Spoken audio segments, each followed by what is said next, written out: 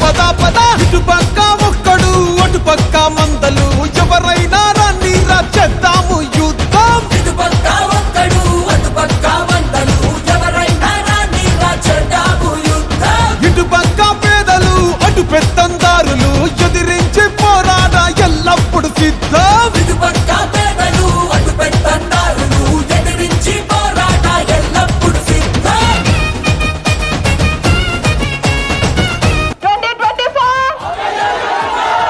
ఈ సానిగూడెం గ్రామంలో దాదాపుగా 5 కోట్ల సంక్షేమం, 4 కోట్ల రూపాయల అభివృద్ధి కేవలం ఈ మన ఒక్క సానిగూడెం గ్రామంలో మన అధికారంలోకి వచ్చాయి చేయటం జరిగింది.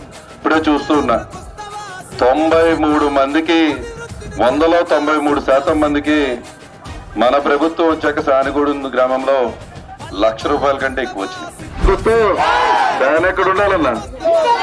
ఫ్యాన్ ఎక్కడ ఉండాలి? ఫ్యాన్ ఎక్కడ ఉండాలి? నేను సానిగూడెంలో గడపకి తిరిగాను, మళ్ళీ ప్రచారం చేస్తున్నా. 20 రోజులు మన కార్యకర్తలు అందరూ గడపకి వెళ్ళండి, ప్రతి ఒక్కరికి మనం చేసిన మంచిని వివరించండి అని మీ అందరినీ కూడా తెలియజేస్తూ మళ్ళీ తప్పక ఫ్యాను గుర్తుకు పోటెత్తమంటూ ఇటు పక్క